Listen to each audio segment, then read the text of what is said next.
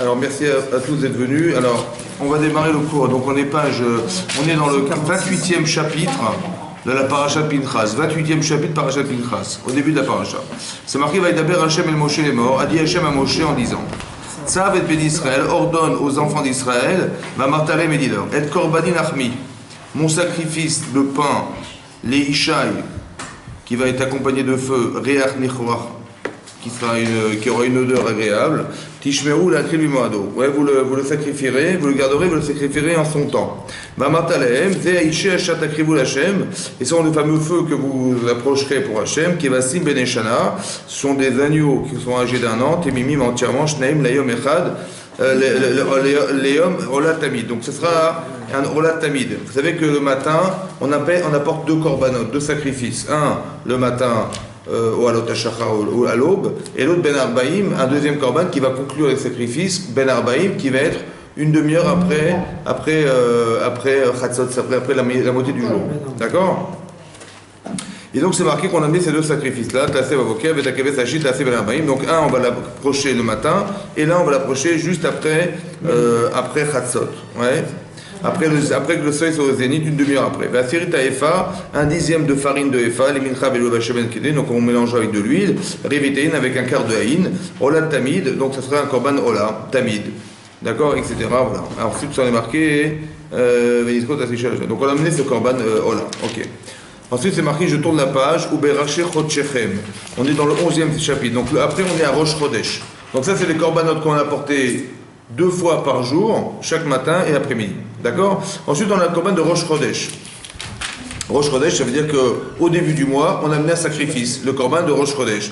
Uberaché Chodshechem. Donc au début de vos mois, Takrivu Ola Hashem. Vous apporterez un korban Ola. Vous voyez, Parim Bene Bakar, donc c'était un bœuf, Bene Bakar, qui était en fait un veau, fils du Bakar, Shneim Ve'il Echad, donc Shneim Ve'il Echad, avec un haït, c'était un chevreau, Kevasim Beneshana, aussi de l'agneau, fils d'Adédané, Shiva, Timimim, qui sont au nombre de 7.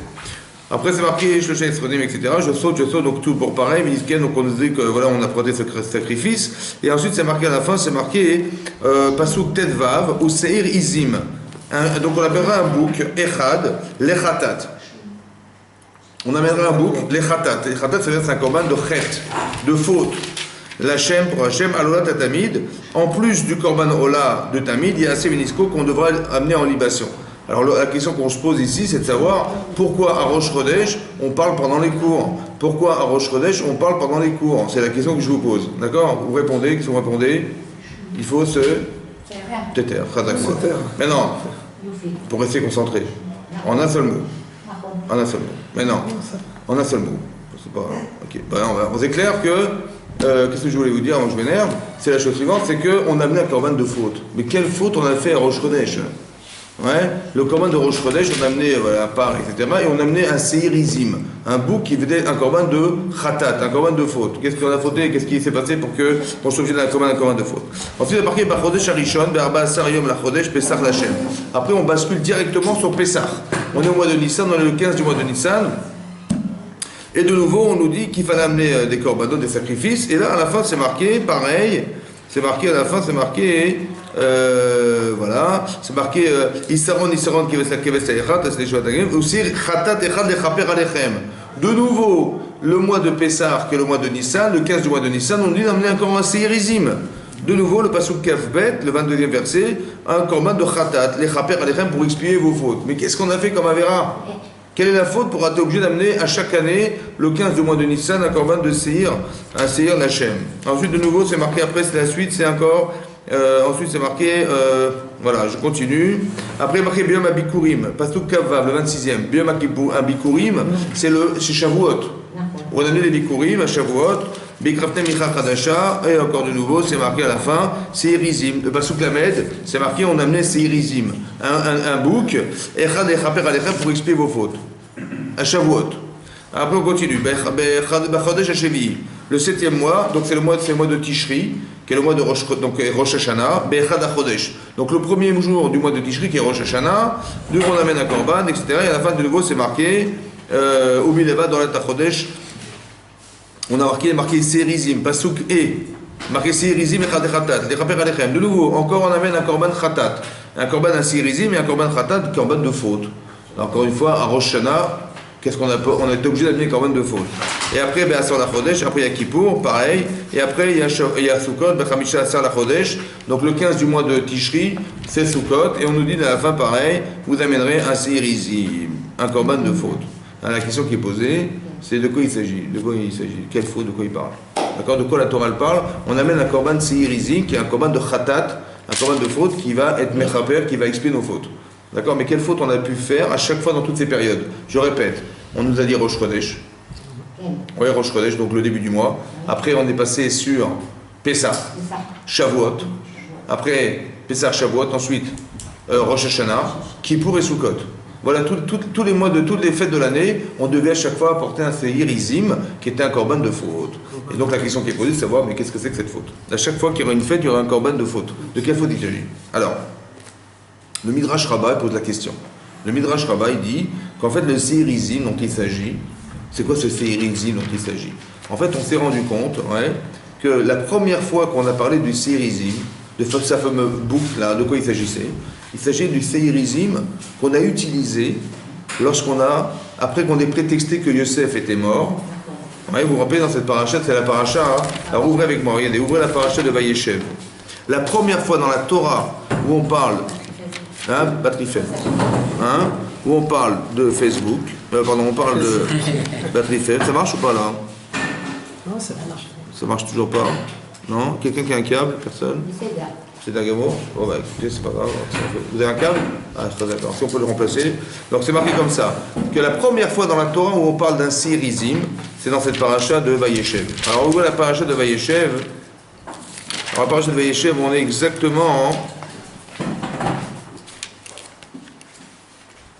Voilà.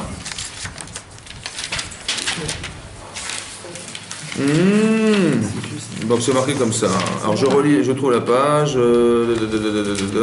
Voilà. Ouvrez la page 220. Page 220 du Chumash, parachat Vayeshev, c'est marqué là-bas que Vaikrou, donc Vayashov Elecha, donc quand Yosef il a été retrouvé ses frères qui étaient partis pour faire pète le troupeau, alors, Vaikrou et Ketonet, Yosef, ils ont pris la Ketonet Yosef. La Ketonet, c'est le fameux vêtement de Yosef qui avait donné son père à Yosef.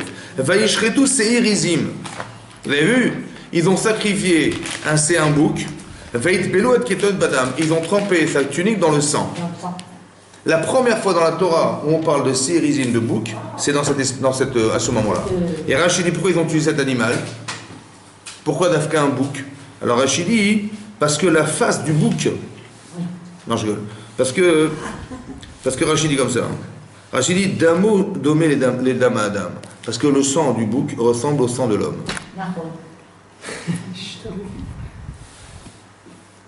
Et donc, quand il a vu le sang sur la kétone de son père, il a dit c'est le sang de l'homme, c'est le sang de mon fils. Tarov Yosef, et donc ils ont sacrifié, et donc ils ont prétexté qu'il était mort, assassiné par un animal. Maintenant, qu'est-ce que c'est que les 12 Shvatim, les 12 enfants de Yaakov et nous? C'est la source de toute l'Israël. Nous sommes issus de ces gens-là. Quand on dit les 12 tribus d'Israël, en fait, à l'origine de Klal Israël, avant qu'on ait reçu la Torah, avant tout ça, Yaakov avait 12 enfants. Et ces 12 enfants, qu'est-ce qu'ils ont fait? Ils ont prétexté qu'il était mort, malheureusement. Et qu'est-ce qu'on a fait? On a retrouvé la fameuse tunique. Mais non, cette tunique, c'est l'objet de quoi, finalement? C'est l'objet de la différence. Parce que quand Yaakov, comment vous dire, Yaakov Avinu, il avait un rapport particulier avec Yosef. Il lui apprenait la Torah. Et la première chose qui est marquée dans la Torah, qui a créé le conflit entre les frères, qui va être à l'origine de tous les conflits, c'est que Yosef, il a fait du lachon hara. Il a fait de la médisance. Il a dit, tout ce qu'il voyait de mal chez ses frères, il a raconté à son père. Et eux, qu'est-ce qu'ils ont vu? Ils ont dû supporter cette différence. Parce qu'ils ont constaté que leur père, il marquait une différence qui était insupportable pour eux. Vaïrou et Chav ont vu ses frères, qui auto à Avaïviem, que lui était préféré de ses frères, parmi tous ses frères, il était préféré de leur père. Et ça, ça crée de la haine gratuite. Et c'est à la suite de ça qui n'ont plus parlé Béchalom avec lui, et donc c'est à la suite de ça qu'ils ont décidé de le vendre, etc., et de le condamner. À la suite du Lachon Hara. Ça veut dire que Yosef, il a fait du Lachon Hara, de la médisance. Et cette chose-là a engendré une fracture dans le clan d'Israël, qui a engendré la vente de Yosef, qui a prétexté que... Et donc ça veut dire que finalement, il y a deux choses qui sont remarquées ici. C'est un, la haine gratuite, et deux, le fait que sur le plan familial, on ait fracturé la famille. Et c'est ça qui a pas forcément, c'est pas seulement la famille qui a été touchée, mais tout le clan Israël qui est touché par cette problématique. Et donc les Chachamim ont compris que si dans tous les corbanotes qu'on a portés dans la parashat Pinchas, à Rosh Chodesh, comment vous dire, à Rosh Hashanah, à Kippour, à Sukkot, à Pessah, on amène toujours ce korban, ça veut dire que cette faute-là, on la traîne jusqu'à aujourd'hui. Et on devait encore de nouveau essayer d'expier ce problème. La problématique de quoi? Du fait d'être en conflit permanent. Vous comprenez? Ça veut dire qu'on nous demande d'être solidaires. La famille, c'est-à-dire la famille de clan Israël doit être solidaire dans toutes nos différences. Et la différence qui était orchestrée par Yaakov Avinu, qui a fait une différence avec Yosef en donnant ce vêtement est à l'origine. Vous avez compris? Maintenant, vous regardez comme c'est intéressant. Son père, il a donné un vêtement. D'accord? Ce vêtement-là, dit la Gemara, que ça coûte pas grand-chose un vêtement, ouais, mais ce vêtement-là, il a créé la fracture dans la famille, et c'est à cause de ce vêtement qu'on s'est finalement retrouvé en Égypte. Pourquoi? Parce que comme finalement, écoutez bien, ce vêtement-là, il a créé la différence. La différence, on a vendu Yosef. Yosef, il s'est finalement retrouvé en Égypte. Il s'est retrouvé en Égypte, donc il est devenu roi d'Égypte. Il y a eu la famine dans le monde entier. On s'est tous retrouvés en Égypte. Et à la suite de ça, il y a eu le Sherwood Misraïm, ça veut dire qu'on est devenu esclave en Égypte. Et tout ça à l'origine de quoi? De cette différence qui a mal été orchestrée au départ et qui a créé la différence, cette différence mal acceptée, qui a créé fait que. Maintenant, intéressant que, écoutez bien, Hachem, Yaakov, il donne un vêtement à son fils. Ce vêtement, qu'est-ce qu'ils ont fait avec les frères? Ils l'ont aspergé de sang, comme si on avait tué ce vêtement. Ok? Quand il est parti chez la femme de Potiphar, qu'est-ce qu'elle a fait? Elle l'a tiré par son vêtement. Et elle a prétexté qu'elle a été abusée par lui, de nouveau le vêtement. Vous comprenez? C'est-à-dire qu'on voit toujours ce vêtement qui revient. Pourquoi? Pourquoi le vêtement? Le vêtement, c'est ce qui crée la différence. Ce vêtement qui va être aspergé de sang. En fait, on a voulu tuer ce vêtement. Et qu'est-ce qu'on a voulu tuer en fait? On a voulu tuer la forme. La forme. Ça veut dire que le vêtement, c'est quoi? C'est la forme. C'est ce que tu vois. C'est ce que tu vois de l'extérieur. On a vu que papa, il faisait une différence. Ça va? On n'a pas été chercher la différence dans le fond, on a été chercher la différence dans la forme. Qu'est-ce que je vois? Ils ont vu, les enfants de Yaakov, ce que faisait son père, qu'il a créé une différence qui était insupportable pour eux. Et cette différence a été mal jugée. Et elle a créé une différence. Cette différence, elle a orchestré de la haine gratuite. Maintenant, écoutez-moi bien.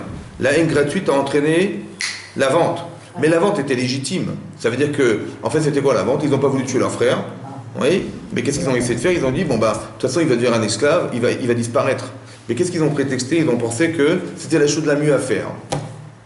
Pourquoi? Parce qu'en fait, Yosef, en prétextant que quand il est arrivé, il a dit, j'ai rêvé, vous savez, vous allez tous vous prosterner à moi. Et ils ont dit, mais comment ça? Tu vas régner sur nous, tu vas nous gouverner. C'était quoi l'idée de fond? L'idée de fond, c'est d'expliquer qu'en fait, le roi d'Israël, c'était censé être Yehuda. La royauté passait par Yehuda. Maintenant, si Yehuda doit se prosterner à Yosef, c'est dur. C'est dur. Ou c'est mou. Ouais, bon, c'est dur. Ça veut dire quoi c'est dur? Ça veut dire qu'il y a leur mou et leur dur. Et leur dur. Voilà. Donc c'est ça. Donc, c'est ça. Il y avait les deux. Donc c'est deux. Maintenant, qu'est-ce qui s'est passé? C'est ça le veau d'or. En fait, c'était leur mou, leur dur. Maintenant, ce que je veux dire par là, c'est comme ça. Donc il y avait. Qu'est-ce que je me suis oublié? Non, leur dur. Mais non, je vais me perdre, je vais me retrouver. Le roi d'Israël. Non, qu'est-ce qui se passe? Ils ont dit, mais est-ce que Yehuda peut se prosterner à Yosef? C'est impossible. Non. Donc ils ont dit, finalement, il y aura un schisme dans la famille, il y aura deux rois, il y aura Yosef et il y aura Yehuda, c'est impossible. Donc qu'est-ce que vous décidez? Est-ce qu'il vaut mieux fracturer le clan Israël en deux et qu'on perd tout? C'est le projet du départ, Abraham Srav Yaakov, c'est complètement annihilé, ou bien on se débarrasse d'un enfant et on continue. Qu'est-ce que vous préférez? Mais ils ont décidé de se débarrasser de lui et de continuer. Seulement, ce qu'eux ne savaient pas, c'est qu'il y aura deux rois. Et il y aura deux Mashiach. Mashiach ben Yosef et Mashiach ben David. En fait, le rôle de Yosef n'était pas le rôle de Yehuda. Eux ne savaient pas. Donc quand il y a eu quand lui il est arrivé, il avait un rôle politique, Yosef. Il avait un rôle économique, Yosef. Il avait un rôle qui était lié à tous les peuples du monde.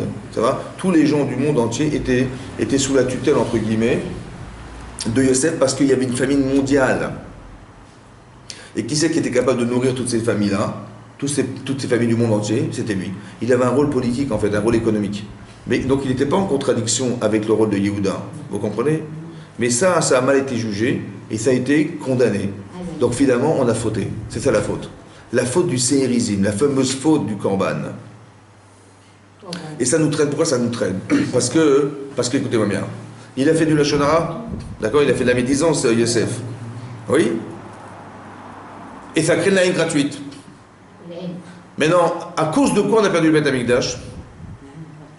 La haine gratuite. Rappelez-vous bien de ça, écoutez-moi bien. Quand finalement Yosef il va se révéler à ses frères plus tard dans la paracha de Vaïgash, il va se révéler à ses frères, il dit je suis Yosef. Bon, il s'est révélé à eux, il est tombé sur le coup de son frère, Binyamin. Et Binyamin est tombé sur le coup, de 14 heures. Non, le coup de son frère Yosef. Là-bas c'est marqué, il est tombé sur le coup, d'accord, tout ce que je vous dis, c'est pas du gâteau, hein, non mais... Il est tombé sur le coup. C'est quoi le coup finalement? Rachid dit, ils se sont retrouvés. Vous imaginez que quand Yosef a été vendu, Binyamin il avait 7-8 ans. Il était un petit garçon. Et donc quand ils se sont retrouvés, ils ont pleuré de se retrouver. C'est ça la logique. Mais Rachid dit pas ça. La Gemara dans Megillah explique là-bas qu'ils ont pleuré chacun sur le Beth Amikdash qui a été détruit. Bizarrement, Rachid amène là-bas, au nom du Midrash, que finalement quand il tombe sur le coup de Yosef et il tombe sur le coup de Binyamin, c'est quoi le coup?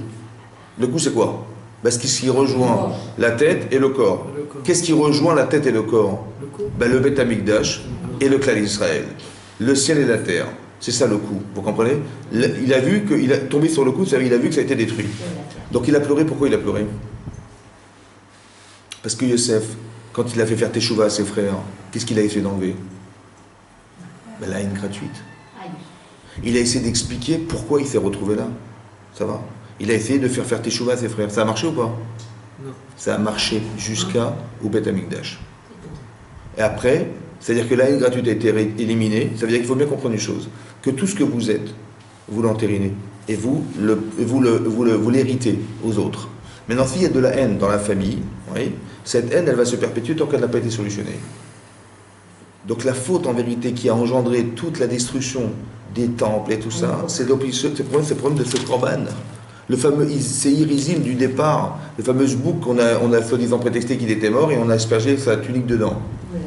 Dit le Midrash Rabbah, ça c'est à l'origine de toute la fracture du clan Israël. Et c'est à l'origine de toute la destruction du temple. Et c'est la truc de tous nos malheurs. De quoi? De finalement, le fait qu'on ne soit pas solidaire. Le fait qu'on ait pensé qu'on ne pouvait pas se supporter. Ce rapport fraternel qui a disparu a engendré, vous savez, que sur le plan, on va dire, cellulaire, la cellule du clan Israël, la cellule, c'est 12 enfants. Et nous, on est des milliards, et il y a des milliards de personnes qui sont derrière tout ça, mais la cellule originelle, c'est comme le pépin. Il y a un défaut, il y a un virus dans le pépin, c'est la haine. Mais donc, s'il y a un virus dans la haine, dans le pépin, vous savez, l'arbre il va pousser avec ce virus. Et bien ce virus, on le perpétue en permanence. En fait, le travail qu'a fait Yosef à l'époque d'essayer de faire Teshuvah, ouais, c'est ça qui est marqué dans Megillah, qu'il est tombé sur le coup, il a pleuré parce qu'il a vu que ce qu'il a fait, ça n'a pas abouti. Vous comprenez? Ça n'a pas abouti. Donc qu'est-ce qu'il a fait? Donc il a pleuré sur le coup de Binyamin, et Binyamin il a pleuré sur le coup de son frère. Pourquoi? Parce que le Beth Amikdash, il s'est retrouvé dans le territoire de Binyamin, ça va, et ça a été détruit. Et le Mishkan Shiloh, il a été construit sur le territoire de Yosef. Pourquoi Binyamin et Yosef? Parce que ceux qui ont essayé de faire le shalom entre les frères, c'est Binyamin qui a réussi à faire le shalom entre ses frères, parce que c'est lui qui a été utilisé pour faire que on puisse réparer la faute de la haine gratuite, et Yosef, parce que c'est lui qui était l'acteur principal. Vous comprenez? C'est pour ça que Binyamin, il a eu le mérite que le Beth Amikdash qui a fait le shalom, la paix entre les hommes et Hachem, il soit sur le territoire de celui qui a fait la paix entre Yosef et ses frères. C'est logique. Ouais, le Benjamin, c'est dernier. Vous avez compris ça? Maintenant, le korban qu'on amène à chaque fois qu'on fait Rosh Chodesh, à chaque fois qu'on fait Kippour, Rosh Hashanah, il faut toujours se rappeler qu'on perpétue cette problématique. Ça veut dire que nous, qu'est-ce qu'on doit penser nous à Kippour, et qu'est-ce qu'on doit penser à Rosh Hashanah, et qu'est-ce qu'on doit penser à Shavuot, et qu'est-ce qu'on doit penser à Sukkot, et qu'est-ce qu'on doit penser? Quand on amène un korban, c'est quoi la kapara? C'est quoi l'expression d'une faute? On porte en nous ce virus. Lequel? C'est la séparation des êtres. Il y a quelque chose qui est insupportable chez les autres qu'on ne devrait jamais penser. Ça va? Et c'est ça qu'on est mechaper à chaque fois. Vous allez faire une fête, il faut toujours penser que ça doit se partager, ça doit être fraternel. Pessah, Shavuot, Sukkot, on est heureux de se retrouver et on passe ensemble quelque chose, un événement qui est commun ensemble. C'est la famille, c'est-à-dire qu'on est fiers d'être ensemble. Et ce qui nous sépare, c'est cette sinatrinable haine gratuite. D'accord? Ça, c'est ce qui est marqué dans le texte. Maintenant, regardez, reprocher de produire la parachat de Pinchas. Un nouvel élément qui va s'ajouter à ce qu'on vient d'expliquer. Ça, c'est clair? Ça va? C'est clair? Ok. Hein? Metsuyan. D'accord. Combien? Quelle note? 20 sur 20. Non, j'ai pas 20 sur 20. Si. C'est pour ça que quand je fais kidouche, maintenant quand je fais kidouche, je mets du vin dans mon verre et je rajoute du vin. Vous savez pourquoi? Parce que 20 sur 20. Ah oui, exactement. Alors, 20 sur 20. On rajoute du 20 sur du 20 parce que 20 sur 20. c'est l'équivalent de 20 sur 20. On est dans l'excellence. Alors, maintenant, alors ouvrez la page. Regardez ce qui est marqué dans Rashi. Oui, j'ai fait. Alors, ouvrez la page. Ouvrez la page 948. La page 948. Vous l'avez trouvé? Sur un Chumash, ouvrez la page 948. Sur le Pasuk Tetvav, le 15e verset du Pérek Kafret du 28e chapitre. C'est marqué là-bas, hein. Regardez le 15e verset. Vous avez trouvé? Tetvav. Il y a marqué Seir, Izim, Echad, Echatat. Donc il y a un bouc qui va être utilisé comme un korban de faute Khatat, qui est un korban qu'on apporte quand on a fait une Avera Beshogeg par accident. D'accord? L'Hachem. Khatat l'Hachem. Marqué korban Khatat l'Hachem, pour Hachem. Alola Tatamid. Sur le korban Ola, qui était tamid, qui était fréquent tous les jours, il y a assez Vénisco, comme ça vous ferez et vous mettrez du vin avec pour faire de la libation. D'accord? Mais il y a marqué Khatat Echad l'Hachem. L'Hachem. L'Hachem. Maintenant, Echad Khatat l'Hachem. Alors c'est quoi ce korban l'Hachem? Rashi, Seirizim. Regardez le passage. Je suis dans la colonne de droite, 15e verset, colonne de droite, trois lignes avant la fin du texte de Rashi. Rashi dit Dikol Seiri Amoussafim. Tous les korbans des boucs qu'on a portés dans les korbans Moussaf. Baim Lechaper al Tumat Mikdash Bekodasha. C'est venu pour expier la faute. Laquelle faute? Ouais. La faute que si on était impur et qu'on est rentré dans le Beth Amikdash, tamé, alors on a fauté, on devait amener ce korban à Moussaf. Qui akol mefourage de Maseret Shvuot. Comme ça c'est marqué dans la Gemara de Shvuot d'Aftet. Comme ça c'est la Gemara de Shvuot d'Aftet. Alors c'est marqué Venishtane Seir Rosh Chodesh. Et on a fait une différence dans le korban de Rosh Chodesh. Chez les mains, ouais, Bo Lachem. Là-bas tout à coup le korban de Rosh Chodesh c'est marqué Lachem, pour Dieu. Les lames d'Echa, pour t'apprendre. Chez Mechaper al She'en Boyedia. L'obitre la Beobasof. Il est possible qu'on ait fait des fautes dans la vie. On ne sait même pas qu'on les a faites. On va amener un korban Hachem. Lequel korban? Ce sacrifice-là, c'est le sacrifice qui va venir expier les fautes dont on n'a pas de connaissance, ni au début ni à la fin. She'en Makir Beched el Hajmuru Bilvad. Il n'y a que Dieu qui le sait. On a fait des avéras sans savoir. On a amené un korban à Rosh Chodesh, un sacrifice à Rosh Chodesh, qui venait expier des fautes dont on n'avait pas de connaissance, seulement il n'y a que Dieu qui le sait. Ok, d'accord. Véchar Aseirim, l'amdi Mimenu, d'accord. Ou Midrasho Bagada, ça c'est marqué dans le Pasuk. Donc l'Hachem, c'est quoi l'Hachem? C'est des korbanot qu'on a portés, des Seirizim on a portés. Pourquoi faire? Pour expier des fautes dont on n'avait pas connaissance, que seul Dieu savait. Ok. Midrash Agada, il y a un Midrash Agada qui dit, non, Amar Jbochou, Hachem il a dit, écoutez-moi, Hachem il a dit, et viu kapara alay, amenez-moi une expiation pour moi, dit Hachem, moi je suis fauteur. Pourquoi? Al chez Meriti et Ariariach, j'ai diminué la lumière de la lune. Moi j'ai fauté, dit Hachem, m'amener un korban à Rosh Chodesh pour moi, dit Hachem. Quelle faute j'ai faite? Parce que j'ai diminué la lumière de la lune. Ça vous rappelle quelque chose ou pas? Non? Alors, ok. Alors ouvrez la page dans la création du monde, au début. Regardez, ouvrez la page. Ouvrez la page. Au début, ouais, dans Bereshit, tout au début Bereshit, dans la Bereshit Bereshit. Ouais. Voilà. Attention. Ouais. Alors, ouvrez la page de Bereshit. Là, c'est marqué. Bereshit Bara, Voilà. Au tout début. Ouvrez le Passouk, donc on est dans le premier chapitre, Passouk Yud Dalet, le 14e verset. Yud Dalet. Marqué Vayomer Elohim, Yé Meorot Birkei Hashamayim. Il y a des Meorot, des luminaires, dans le firmament du ciel. Les Avdil, pour séparer, Ben Hayom Ben Achosher. Hachem, il a créé des luminaires qui vont séparer le jour de la nuit. Vahayu Leotot, ils seront des signes, ou le Moadim, pour savoir les mois, les Yamim, les jours, et les Shanim et les années. Donc, on va se fixer en fonction des luminaires qui sont la lune et le soleil pour calculer le calendrier, en fait. Voilà. Vahayu les Meorot Birkei Hashamayim, ils seront ces luminaires dans le firmament du ciel, les Ha'ir à l'Aretz, pour éclairer la terre. Donc à quoi sert le soleil et à quoi sert la lune? Bah éclairer la terre. Vayichel ce fut ainsi. Vayas Elohim et Shne Meorot. Hachem il a créé deux luminaires. Agdolim, grand. Echad Amaor, Agadol, un grand luminaire, les mêmes Shelet Ayom qui régnera le jour. Donc c'est quoi? Le soleil. Vet Amaro Akaton, et le petit luminaire, les mêmes Shelet Alayda qui va régner la nuit. Vet Akoravim, à qui il a rajouté des étoiles. Combien d'étoiles? 3 ou 4? 3 étoiles. 4, exactement 4. En fait, il a rajouté 10 milliards d'étoiles. 10 milliards, 10 puissance 18. Hazakobalo. D'accord? Maintenant. Parce qu'en fait, c'est marqué dans la Gemara dans Brachot. 10 milliards. Il a rajouté, pour consoler la lune, on avait diminué. Pourquoi? Parce qu'au départ, c'est marqué combien de luminaires il a créé? Mais c'était grand. Ça veut dire quoi, grand? Ça veut dire qu'ils éclairaient autant. Il y avait autant de lumière le jour que la nuit. Mais après, il a laissé la lumière intense du soleil le jour, mais il a diminué Katan. Katan, ça veut dire petite. Il a diminué la lumière de la lune. Pourquoi il a diminué la lumière de la lune?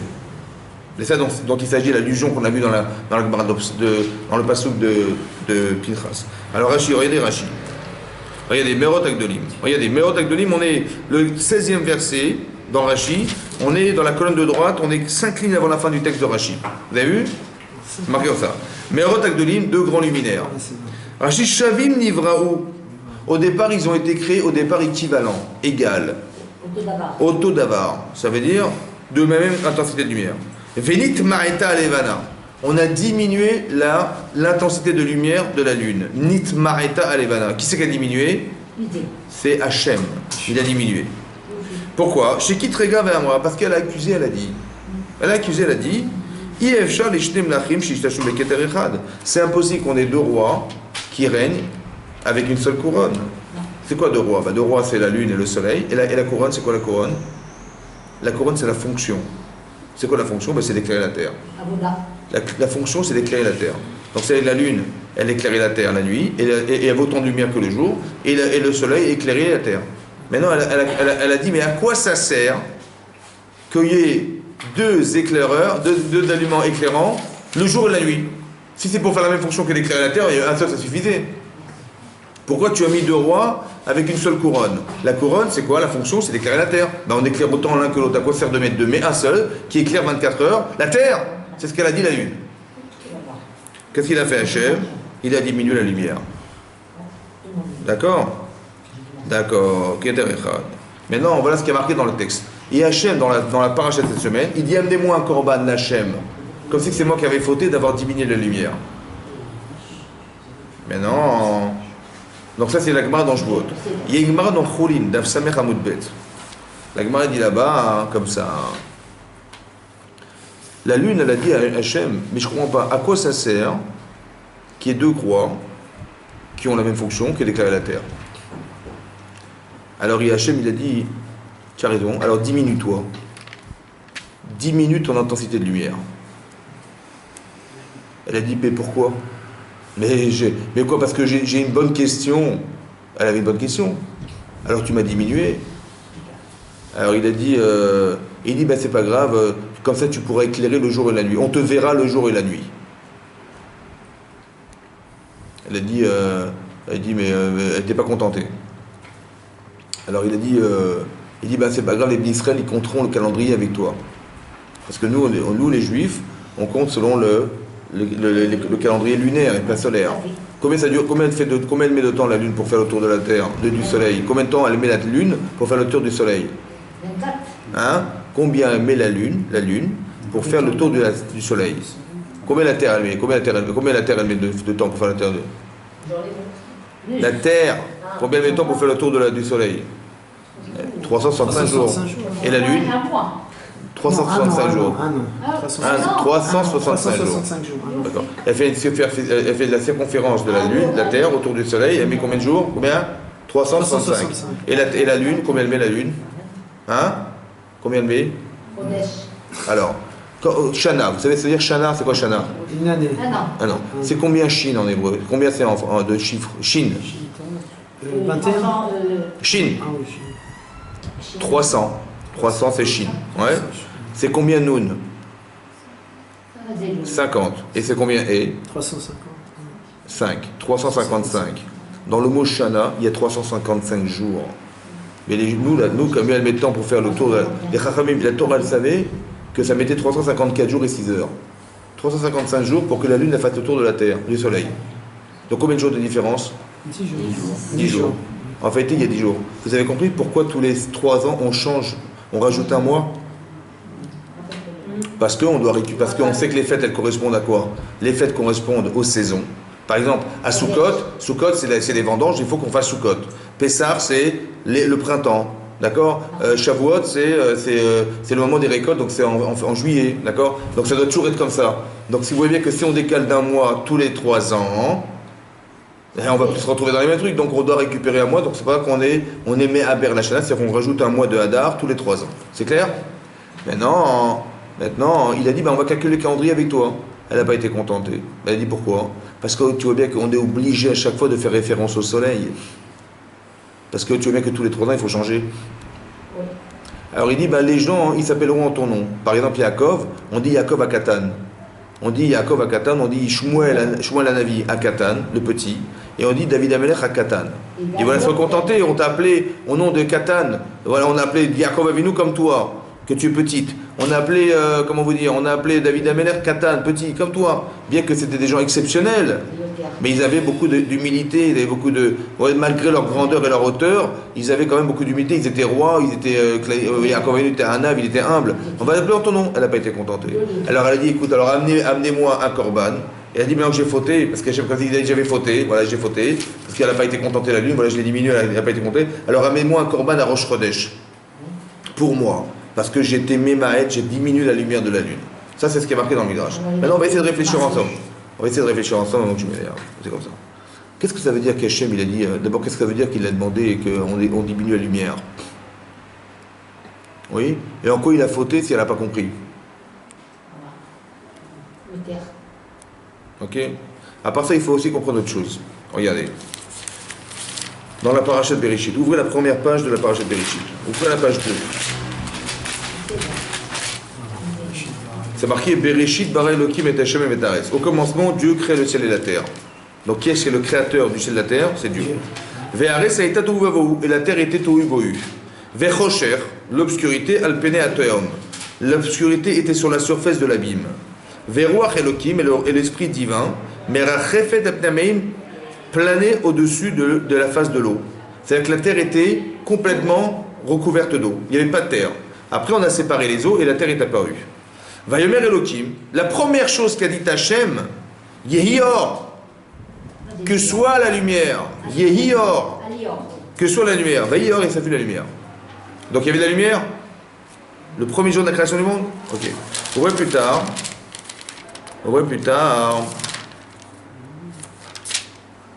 Quand Hachem il a créé les luminaires, page 6, là, dans le chapitre, dans le passouk, là, on vient de dire qu'il a créé 2 luminaires. Ok? C'est marqué, un il va régner le jour et l'autre il va régner la nuit. Pour séparer Ben Aor ou Ben Achosher entre la lumière et l'obscurité. Vayar Elokim Kitov, et Hachem il a vu que c'était bon. Vayire, Vayiboker, Yom Revi'i. Ce fut la veille et ce fut le lendemain, le 4e jour. Donc quand est-ce qu'il a créé le soleil, Hachem? Le 4e jour. Mais il y avait déjà de la lumière le premier jour. Comment ça se fait? Ça veut dire qu'il y avait une lumière sans soleil. Sans soleil. Comment c'est possible? Il y a marqué le premier jour de la création du monde, il a créé la lumière. La première chose qu'il y avait la lumière. Et après, c'est marqué qu'il a créé le soleil et la lune le 4e jour. Ça veut dire qu'il y avait déjà une lumière avant même qu'on ait créé le soleil. C'est quoi cette lumière? Très bien. Là-bas, c'est marqué, Chachamim il explique. Au départ, il y avait une autre lumière que celle que vous avez. Mais cette lumière, on va la retrouver à la fin des temps. Quand le Mashiach il viendra, il y aura une autre lumière. Et quand il y aura la résurrection des morts, il y aura la lumière qui était celle-ci qu'on avait créée au départ. Comme si qu'Hachem il avait mis dans l'espace quelque chose qui est de cette lumière spirituelle. Vous voyez que la Gemara dit là-bas, la Gemara dit que cette lumière, on l'a conservée pour les tzadikim, les gens justes à la fin des temps. C'est cette lumière qu'on retrouvera. Demande à Midrash, mais elle est où cette lumière? Il dit cette lumière, elle est dans la Torah. Elle est cachée dans la Torah. La lumière de la création du monde au départ, avant qu'on ait créé les luminaires. Ça va? Ok. Mais c'est quoi cette lumière, à votre avis? Il y a marqué comme ça, écoutez-moi bien. Il y a marqué Yotzer Or. Yotzer Or, il a fabriqué la lumière. Ou Boré Chocher. Boré Chocher, ça veut dire il a créé l'obscurité. Qu'est-ce que c'est que l'obscurité? Moi, je croyais que l'obscurité, c'était le manque de lumière. Ouais? Non. Boré Chocher, il a créé l'obscurité. C'est quoi l'obscurité? C'est une création. L'obscurité n'est pas un manque de lumière, mais une création en plus. C'est quoi cette lumière? C'est une lumière divine. Au départ, il n'y avait que de la lumière. Il a voulu remettre. Alors peut-être l'idée c'est comme ça, écoutez-moi bien. Hachem, c'est tout ou pas? À quel jour il est tout? Il y a autre chose que lui? Non. D'où vous savez? Peut-être qu'il y a 2-3 bons dieux là-haut, ils se disputent chacun son heure. Alors le Rambam, il explique, il dit comme ça. S'il y a deux, c'est qu'il y a une forme. S'il y a deux, il y a une forme. Parce que voilà, j'ai deux objets, l'un il s'arrête et l'autre il démarre. Oui? Mais s'il n'y a pas de forme, c'est qu'il est un. Et combien il mesure? Éternel. Parce que s'il n'est pas éternel, il y a une forme. Vous comprenez ou pas? Donc Hachem il est éternel et il est unique. Alors comment il a pu créer alors? Il a pu créer, c'est quoi création? C'est ex nihilo. C'est-à-dire sans rien. Il n'y avait rien au départ. Et il a créé, mais à partir de quoi? À partir de lui. Mais lui il est tout. Comment il peut créer plus que lui? Oui, vous avez compris? Comment Hachem il peut créer alors qu'il est tout? Comment il peut rajouter sur l'infini? Mais c'est pas possible parce qu'il est tout. C'est comme le verre il est plein, on ne peut pas le remplir. Comment il peut créer plus que lui-même? Alors là-bas le Zohar il explique, Rabbi Shimon Bar Yochai dans le Zohar il a dit non. En fait il n'a pas créé plus, il s'est retiré pour créer. Ça veut dire quoi il s'est retiré? Ça veut dire qu'il a créé l'obscurité. C'est ça l'obscurité. C'est le manque de lumière. Lui il est tout, lui il est lumière. Et quand il se retire, c'est pour ça qu'il y a des gens qui sont revenus après la mort. Ouais. Et ils ont dit, on voyait on voyait un long couloir et une lumière au fond et on allait vers cette lumière. Tous pareil. Oui. En fait, c'est quoi la lumière? C'est Hachem. Il y a une lumière. Mais non, c'est quoi la création de l'obscurité? C'est la création du vide. L'espace dans lequel Hachem il a créé le monde, c'est le Chocher. C'est ce qu'on appelle le Chocher. C'est une création. C'est quoi le Chocher? L'obscurantisme. L'obscurité, c'est quoi l'obscurité? C'est l'obscurantisme. C'est quoi? Quand vous sortez dans la rue, ça va? Vous voyez des êtres vivants, vous voyez des arbres, vous voyez des oiseaux, vous voyez des trucs. Bon, on est habitué à voir. Mais c'est normal. C'est normal. C'est normal? Non. Non. C'est intelligent. Les lois naturelles, c'est intelligent. Bien sûr. Et si c'est intelligent, c'est que ça a été pensé. Et si ça a été pensé, c'est qu'il y a un penseur. C'est Dieu. Mais pourquoi on n'a pas le réflexe de dire c'est Dieu? Parce que évidemment, c'est tellement pointu au niveau scientifique. Regardez, il y a de la pollution dans le monde, il y a la mondialisation, on se rend compte qu'on est en train de polluer l'univers, on ne sait même pas si on va vivre encore 50 ans sur la Terre. Mais avant, c'était bien, ça va, c'était bien, c'était calculé. Hein? À quelques degrés près, les pôles vont fondre, vous savez, à 2 degrés près, les pôles ils vont fondre. Et si ça fond, qu'est-ce qui se passe? Le monde sera inondé, et dans quelques années, Miami sera inondé, le monde va s'inonder, on va tous mourir. Voilà ce qu'ils disent. À part la pollution qui nous pollue, à part les pesticides et les machins. Ça veut dire qu'à 2 degrés près, on va tous disparaître. C'est vrai ou pas? À cause de quoi? À cause de quoi? À cause de la pollution. Et à cause de la pollution, ça crée un nuage. Le nuage, ça crée un effet de serre. Et l'effet de serre, ça crée de la chaleur. Et la chaleur, ça détruit le monde. À cause de qui? Hein? À cause de l'homme. Mais non, à combien de degrés près? Combien? 2 degrés. Ça veut dire que si j'enlève les 2 degrés, on est à la bonne température. Mais c'est qui a calculé la température? Et c'est quoi qui crée la chaleur? Le soleil. Le soleil. Le soleil, il a combien de kilomètres de la Terre? Des milliards. Hein? Le soleil, il a 150 millions de kilomètres de la Terre. 150 millions. Mais non. Et combien il mesure le soleil? Combien de fois la Terre? Il mesure 110 fois la Terre. Ça veut dire qu'il mesure 110 fois la Terre et il est à 150 millions de kilomètres. Et s'il faisait 103 fois, on serait congelé. Et s'il était à 160 millions de kilomètres, on serait congelé. Et s'il était à 140, on serait brûlé. Donc c'est qui l'a mis là? Hachem. Ben, je sais pas, je suis un scientifique, moi. Ben, on réfléchit scientifiquement. Qui c'est qui l'a mis là? Je sais pas. Comment tu peux répondre à ça? Tu dis, il a de la chance, non, Hachem. Il a de la chance. Il a de la chance. Hein? Vous avez compris ou pas? Bon, quand tu vois ça, comment ça se fait qu'il y a des gens qui peuvent encore penser que non, il n'y a pas de bon Dieu, il n'y a rien du tout? Comment c'est possible? Vous savez pourquoi? Parce que Dieu s'est retiré. Rocher. Ça veut dire que si, d'où tu as la question, d'où tu as le libre arbitre de choisir qu'il existe ou pas, parce qu'Hachem il s'est retiré. Il a créé l'obscurité. Il a enlevé de la lumière. Vous comprenez ça? Quand il a dit à la lune, il faut que tu enlèves de ta lumière, ça veut dire quoi maintenant?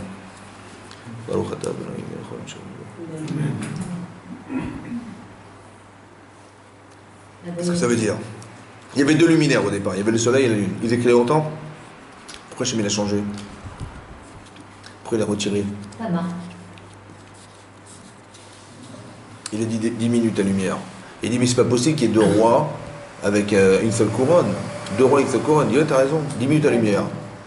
C'est intéressant que 2 rois. Il ne peut pas y avoir 2 gouverneurs, 2 gouvernants. Ça veut dire que dans ta vie, je pense que l'idée c'est comme ça. Pourquoi qu'est-ce qu'elle a cru au début, la Lune? Elle a dit, je comprends pas, on a la même fonction, c'est d'éclairer la Terre. Alors à quoi ça sert d'avoir deux projecteurs de lumière? Ça sert à rien. Mais dans un seul, il éclaire en 24 heures la Terre, ça c'est pareil. Hachem, il a enlevé la lumière. Peut-être qu'il a fait ça, Hachem. C'est ça qu'elle devait comprendre, la Lune. C'est ça qu'on doit comprendre, nous. En fait, Hachem, il a dit comme ça. En fait, j'ai pas besoin de 2 éclaireurs sur la Terre. J'ai besoin d'un projecteur et j'ai besoin d'un réflecteur de lumière. Ça veut dire comme ça. Le soleil, il envoie de la lumière. D'accord? Mais la Lune, qu'est-ce qu'elle fait? Elle projette de la lumière, elle reçoit la lumière qu'elle reprojette sur la Terre. Mais qu'est-ce qu'elle a cru, elle, au départ? Qu'elle était un projecteur de lumière. Qu'elle était un éclaireur. Elle éclairait. Non, on dit t'éclaires pas. 10 minutes à la lumière, tu vas voir que ta lumière, elle vient pas de toi, toi t'es de la Terre. T'es la pierre. Elle vient du soleil. Qu'est-ce qui se passe à Rosh-Chodesh? Qu'est-ce que vous voyez dans le ciel? Hein? Vous la voyez pas du tout, la lune. Elle est pas de lumière. Elle est cachée. Il n'y a pas de lumière. Vous savez, c'est marqué dans la Gemara dans Rosh Hashanah. Écoutez bien, regardez comme c'est intelligent. Le seul jour dans l'année où que tu te trouves dans le monde entier, où on voit pas la lune, ouais, c'est quand? C'est quand?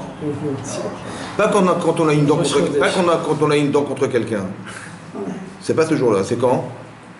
C'est à Rosh Hashanah. À Rosh Hashanah, c'est le seul jour dans l'année où on se trouve, on ne voit pas la lune. C'est incroyable, hein? Le Rosh Hashanah. Tous les Rosh Chodesh, qu'est-ce que vous allez voir dans le ciel? Il n'y aura pas de lune. Il n'y a pas de lumière. C'est-à-dire qu'il faut recomprendre le monde. C'est-à-dire qu'il faut redéfinir les choses. Hachem, il s'est retiré. Il a dit 10 minutes à la lumière. Pourquoi? Parce que je veux que dans le monde, il y ait quelqu'un qui envoie de la lumière et quelqu'un qui la reçoive.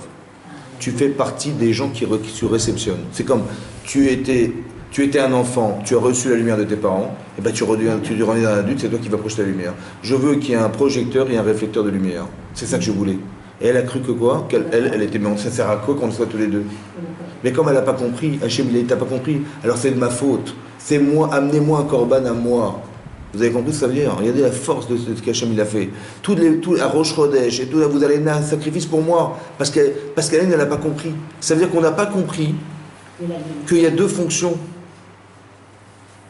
Quand la lune, elle a accusé le soleil, elle a dit à quoi ça sert d'avoir deux couronnes? Il y avait un problème, non? Tout à fait. Mais pourquoi il y avait un problème? Parce qu'on a l'impression qu'on a le même rôle. D'où vient, à votre avis, la fracture qui existe dans le monde? Elle vient, vous savez de quoi? Mais si on est tous pareils, comment ça se fait qu'on n'est pas égaux? C'est pas normal. On est tous des êtres humains, hommes et femmes. Alors il y a des gens qui sont avantagés, il y en a qui ne sont pas avantagés, c'est pas normal. Vous savez ce qui se passe? C'est parce qu'on croit qu'on est pareil. Ben, la lune, elle éclaire la terre, et l'autre, il éclaire la terre. À quoi ça sert d'avoir deux couronnes? Ça sert à rien. Une seule couronne pour deux personnes. On dit non. Ce que tu as cru, c'est que tu devais éclairer la terre. C'est pas ça qu'on t'a demandé. On t'a demandé de réfléchir la lumière sur la terre. C'est pas pareil. Mais dès l'instant où tu comprends que tu n'as pas la fonction de l'autre, tu n'es pas en conflit avec l'autre. Quand tu crois que tu es à l'égal de l'autre, alors tu dis pourquoi lui, pourquoi elle, pourquoi plus que moi, pourquoi machin. Donc on va rentrer dans la jalousie, on va rentrer dans le conflit. Ça va? Mais si on a compris qu'on a chacun dans nos différences un rôle différent, est-ce qu'on va être en conflit? Non. C'est ça qu'ils n'ont pas compris, les Shvatim, au départ. Ils ont dit, mais pourquoi Yosef, il a des avantages qu'on n'a pas? Il fait du lachonara sur nous, mais c'est pas normal. Et mon père, il fait une différence qui n'est pas acceptable. En fait, vous avez compris le problème? C'est qu'on est resté dans l'idée de la forme. Il dit, mais c'est pas normal que Yosef... Qu'est-ce qu'il a voulu faire, Yaakov? Il a voulu montrer la différence. Pourquoi faire? Pas pour créer la différence, mais pour dire, mais profitez de cette différence. Parce que Yosef, il est spécial. Vous comprenez ce que je veux dire? Et ça a mal été compris. C'est-à-dire qu'il a compris, non, papa, il fait des différences. Pour ça qu'il y a une halakha, on ne fait pas de différence dans les enfants. Parce que le problème, c'est pas de la différence, c'est le problème de la lecture que les autres, ils ont de la différence. Et c'est ça qui va créer la haine. Vous comprenez ce que je veux dire? C'est ça qu'Hachem, il a voulu dire en disant, si vous n'avez pas compris, mais c'est moi qui ai fauté, j'aurais jamais dû faire un truc pareil. Je t'ai demandé de te diminuer, c'était pour que tu comprennes quelque chose. Mais si tu l'as pas compris et tu t'es vexé, c'est qu'en vérité, c'est de ma faute. Alors amène-moi un corban à moi. Mais essayez de comprendre ce que ça veut dire. Hachem, il n'a pas fauté. C'est que nous, qui n'avons pas compris ce qu'il a voulu dire, on l'a fait faire comme si qu'il avait fauté. On l'a accusé. Si je me vexe, c'est qu'il est fauteur. C'est de sa faute, vous comprenez pas? Il m'arrive un truc, c'est pas normal. Vous avez compris? Donc je me plains, si je me plains, c'est que quoi? C'est qu'il s'est trompé, c'est qu'il a mal calculé, c'est qu'il a mal jugé. Donc c'est comme si qu'il disait, et si tu penses que je suis fauteur, amène-moi un corban, alors amène-le-moi le corban. Vous avez compris le ridicule de la chose? C'est ça le corban de Sir, l'Hachem. Il dit, si t'as pas compris, amène-moi un corban alors. Mais c'est-à-dire, c'est ça qu'on devrait comprendre. Que quand il nous arrive des choses dans la vie, en fait, il y a une partie éclairante, une partie obscure. Et quand on ne comprend pas, on dit, oui, c'est pas normal. Et on se plaint, et on se truc, et je sais pas quoi. Donc il dit, si tu n'as pas compris, mais moi, quand il me dit, mais c'est pas normal ce qui m'arrive, vous comprenez mais qu'est-ce qui m'arrive, c'est pas normal? Et qu'est-ce que ça veut dire? Et dedans, on se pose des questions, on remet en cause des choses. Mais tout ce qui t'arrive, ça a été pensé, tu penses bien, non? Non? Si ça a été pensé, c'est que si tu remets en cause les événements, c'est que tu remets en cause des événements pensés par le penseur. Donc tu remets en cause Hachem. C'est un problème.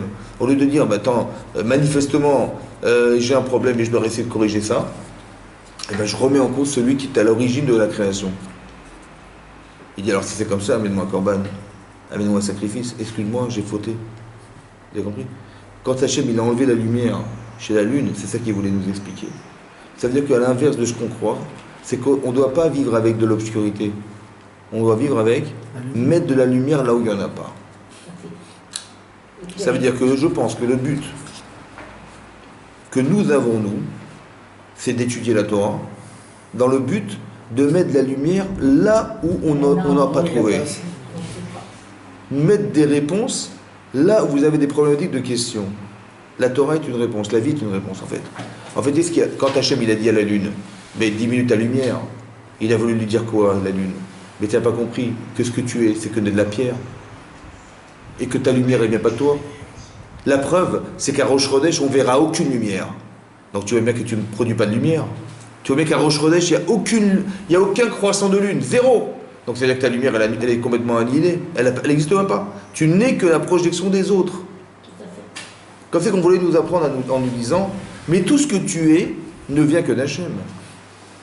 Donc qu'est-ce qui te reste? Puisque tout ce que tu es, c'est Hachem. Il te reste que de faire de toi quelque chose. C'est tout ce qu'on t'a demandé. Mets de la lumière dans ta vie. Voilà. Mais comment tu peux en mettre? Il faut étudier la Torah, évidemment. Pour que tu comprennes ce que je viens de te dire maintenant, il faut que tu étudies la Torah. Évidemment, comment tu vas comprendre ça sans ça? Donc ça veut dire que tu vas rentrer dans l'étude de la Torah et tu vas comprendre des mécanismes, et tu vas comprendre les subtilités des Yetzirah, et tu vas comprendre les subtilités du message. Parce que manifestement, la lune, elle n'a pas compris le message. Elle dit, si tu t'es vexé, excuse-moi, alors apporte-moi un sacrifice, j'ai fauté. Ça veut dire qu'il faut comprendre des choses, c'est important qu'on comprenne. Qu'au départ, il y avait de la lumière. C'est cette lumière qu'on recherche, en fait. Un petit peu comme ça, écoutez-moi bien, un petit peu comme. Et c'est tout le temps comme ça, tout le temps.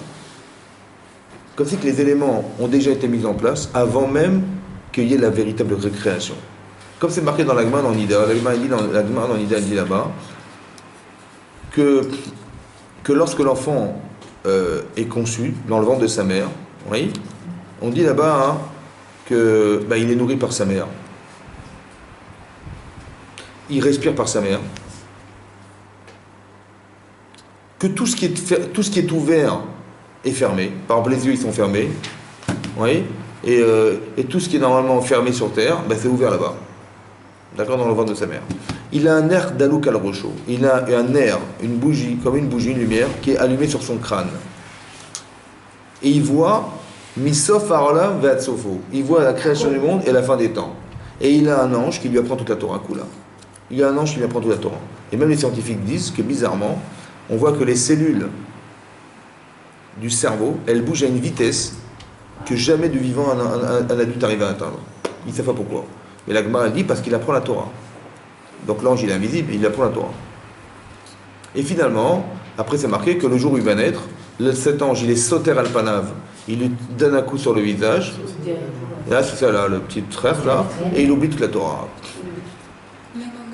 Comment? Tout le monde. On a tous des mitzvot, ouais, moins ou plus, mais ça veut dire que pareil. Mais non, ce qui est intéressant, c'est qu'on lui apprend toute la Torah et il l'oublie. On lui apprend toute la Torah et il oublie toute la Torah. On lui met toute la lumière et on retient la lumière.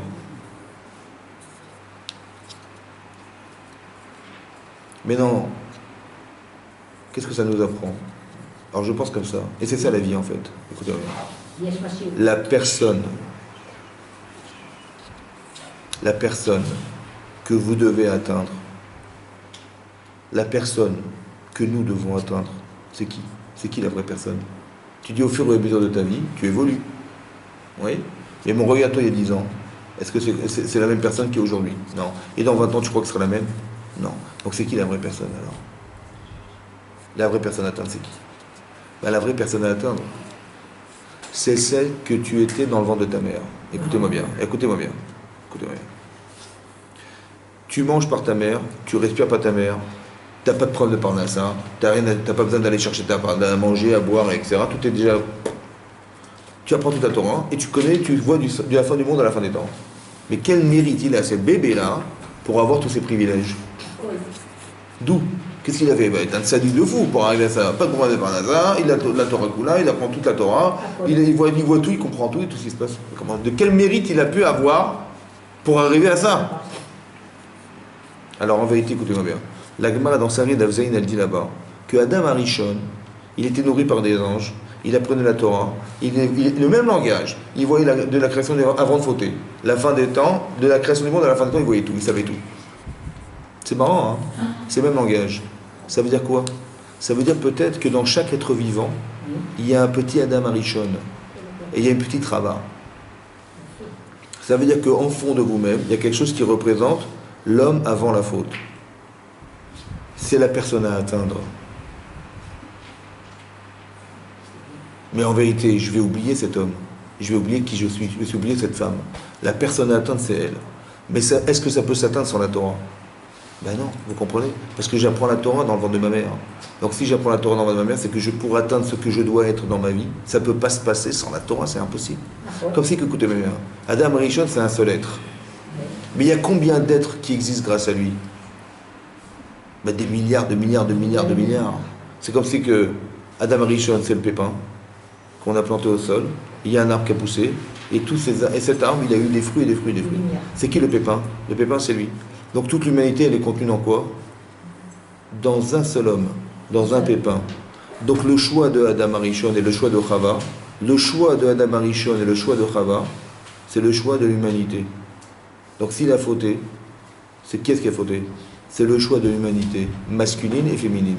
Donc on est des hommes et on est des femmes. Chacune elle a un rôle à jouer, mais féminin, masculin.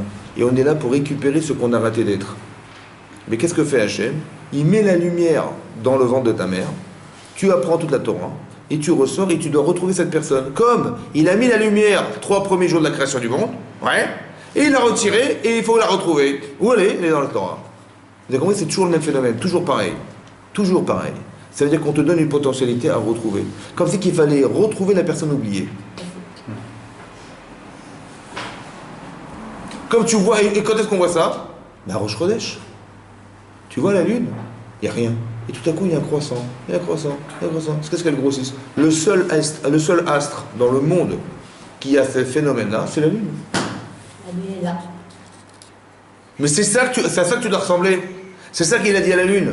Mais tu verras que les petits, les grands de la vie, de la terre, Adam Arish, Yaakov Avinu, Shmuel Hanavi, c'est des gens, eux ils sont appelés Katan. Pourquoi Katan? Parce que tu dois comprendre que grâce à ton humilité, et grâce à ton étude, et grâce à ça, tu vas atteindre quelque chose qui est fait d'atteindre ce que tu es au fond de toi. Mais si tu te prends pour je sais pas quoi, comment tu vas réussir à atteindre ce que tu es? Si tu dis mais je suis quelque chose, je suis. Ben, si tu es, ben, tu n'aurais pas jamais atteint ce que tu dois être, parce que tous les jours ça change. Mais je suis, non, ben, c'est pas possible. Donc tu dois avoir l'humilité de savoir que ce que tu es n'est rien au regard de ce que tu vas devenir. Mais pour être ce que tu penses devenir, il faut avoir l'humilité de savoir que je ne suis pas encore ce que je dois atteindre pour atteindre ce que tu dois atteindre. Ah, c'est dire j'ai été. Hein? Il faudrait que j'ai été, ouais. Mais j'ai été mes potentiels. Mais il faut arriver à la conscience de ce que j'ai été. Et ça pas. Et tout ce que fait Hachem toute l'année, toute ma vie, c'est d'arriver à me faire atteindre ce que j'ai été un jour. Vous avez compris ce que je veux dire? C'est toutes les expériences de vie, ce sont que des épreuves en vérité. Pourquoi faire? Pour arriver à atteindre ce que je devais être. Ce que j'étais ou ce que je devais être, ce que j'étais et ce que je dois être. C'est ça. Et tous les ans, on refait ce calcul et on recrée des expériences de vie qui vont faire que tu dois atteindre cette personne. On n'oublie pas. Et, en vérité, et dans quelles circonstances on se trouve? Ben, je vois pas, je comprends pas. La lumière et l'obscurité. En fait, pourquoi c'est comme ça? Parce que la question, elle vient du fait que Hachem s'est retiré. Le fait que je me pose, mais il est où bon Dieu? Il est moche, qu'est-ce qui s'arrive? En fait, pourquoi c'est pas éclairé? Pourquoi on n'est pas éclairé? Parce que Hachem s'est retiré. Mais il a fait exprès pour que tu choisisses. C'est-à-dire qu'il a créé l'obscurité pour que tu puisses atteindre la lumière. Et cette lumière, c'est laquelle? C'est celle d'origine. La création du monde, au départ, il y avait de la lumière au départ. C'est cette lumière que tu dois rechercher et tu dois atteindre. Mais il l'a enlevée, il l'a retirée pour que tu puisses avoir le devoir et le désir de la retrouver. Cette lumière, elle est où? Elle est dans ta vie de tous les jours, mais elle est au regard de la Torah. C'est quoi tes lunettes? C'est quoi le projecteur de lumière? Ben, c'est la Torah. Tu vas étudier, tu vas te cultiver, tu vas apprendre, tu vas comprendre, tu vas... Dans tous les niveaux, au plan humain, sur le plan divin, sur tout ce que tu veux. Et tu vas comprendre des choses, tu vas comprendre des mécaniques, tu vas dire, ça correspond à ça, oui d'accord. Et ça va te rassurer, parce que tu vas comprendre. Et c'est ça la lumière en fait, vous comprenez ou pas? C'était ça le Korban de Rosh Chodesh. Que à Rosh Chodesh on a amené un sacrifice, l'Hachem. C'est quoi l'Hachem? Hachem dit apportez-le moi, pour moi. Voilà. Parce que j'ai fauté, parce que j'ai diminué la lumière de la lune. Pour que tu comprennes qu'en fait il a fait tout ça pour nous. Mais tout ça pourquoi faire? Pour qu'on arrive à comprendre que Hachem il avait fait exprès dans le bien pour qu'on arrive à rechercher ce manque de lumière, à rechercher, à éclairer ce qui nous manque. C'est ça le Rocher. Yotzer or ou Boré Rocher. Yotzer il a créé la lumière et il a Boré, il a créé l'obscurité. C'est quoi? Il s'est retiré ce monde obscur, Rocher, il a mis de la lumière dedans, lequel est la lumière du soleil. Et c'est pas la vraie lumière, c'est celle que tu crois, mais c'est pas celle qu'on doit retrouver. Celle que tu retrouves, c'est pas celle qui est sur la forme, celle qui est dans le fond. Et la lumière du fond, c'est laquelle? C'est celle qui est à l'origine de nos erreurs. On a vu la forme. Papa, il a préféré cet enfant que moi. Et vous avez compris? La haine gratuite. Ce qui fait le monde qu'il est aujourd'hui, parce qu'on est dans la forme. Toutes les guerres que vous voyez, ce sont que des guerres de forme. Le pétrole, le fric, le pouvoir. C'est que de la forme. Alors que si on avait compris la différence, mais il n'y aurait pas de racisme, il n'y aurait pas d'antisémitisme, chacun il a un rôle qui doit se définir. Et si je sais définir le rôle de chacun, est-ce qu'on est en conflit? Non. Je dis madame elle a un rôle intel, ben, je respecte son rôle parce que moi j'aurais pas ses compétences, ou monsieur il a un rôle intel, mais je comprends. Et chacun il a des choses il a des éléments qu'on lui donne qui correspondent à son rôle. Le soleil, il éclaire. Moi aussi, j'éclaire. Si j'avais accepté d'éclairer la nuit parce que je n'ai pas de lumière à moi toute seule et j'éclaire grâce à la lumière du soleil, j'aurais compris que je ne dépends que de l'autre. Je me serais tu. J'aurais dit, mais qui je suis pour penser que j'ai de la lumière? J'ai aucune lumière, moi. Je suis que le projecteur. Ou la nuit, je ne suis qu'au projecteur. Je suis de la pierre. Au moins d'avoir l'humilité de sortir de la pierre. Mais sans le soleil, qu'est-ce que tu es? Tu es rien. Alors tais-toi. C'est ça 10 minutes à lumière. C'est vrai? Je dis non, mais on est deux éléments qui éclairants. Pourquoi lui et pas moi? Vous avez compris? C'est ça la bêtise humaine. C'est de ne pas comprendre la fonction des choses. Hachem dit, mais si tu arrives à enlever ta lumière, tu vas voir que tu as une fonction qui est différente de celle des autres. Et tu vas même savoir que l'origine de ce que tu fais n'a de sens que parce que l'autre existe. Encore pire. C'est-à-dire que ta lumière à toi, elle est zéro. C'est parce que le soleil existe et tu verras, quand est-ce que tu vas savoir? Rosh Chodesh. À Rosh Chodesh, tu vas voir qu'il n'y aura pas de lumière. On verra à l'extérieur, on ne verra pas la lumière de la lune. En fait, tu n'es rien sans les autres. C'est ça qu'on voulait t'expliquer. Tu n'es rien sans les autres. Essaie de comprendre que tu n'as pas besoin d'avoir de la haine vis-à-vis d'autrui et de détruire ce qui te fait exister. Parce que tu n'es rien sans les autres. Vous comprenez ça? C'est ça toute la moralité qu'on voulait nous apprendre dans la paracha de Rosh Chodesh. C'est ça qui est marqué là. Et à chaque fois, les fêtes, on va amener un korban. Parce qu'à chaque fois, on va comprendre que Sukkot, Shavuot, Pessah, ça a été fait pour nous construire. C'est la différence d'enseignement que tu peux tirer. Pessah, c'est la liberté. Shavuot, c'est le don de la Torah. Sukkot, c'est qu'Hachem il réside parmi nous, etc. Il y a toujours des enseignements qui font que si tu as l'humilité de comprendre, alors tu vas transposer une idée qui va changer ta vie, qui va carrément changer ta vie. Et à chaque fois, c'est ça qu'on espère faire, changer la façon de concevoir, qui à chaque fois est représenté par Rosh Hashanah, Kippour, Rosh Chodesh. Mais tout ça, ça a démarré de Rosh Chodesh. C'est pour ça qu'Hachem, il a dit, si vous n'avez pas compris, alors amenez-moi le korban, mon korban à moi. Ça, je vais vous dire. Chazakou. Baruch. Vous avez des questions? Ah.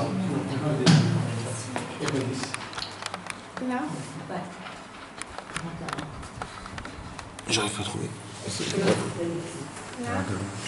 Start? Ouais.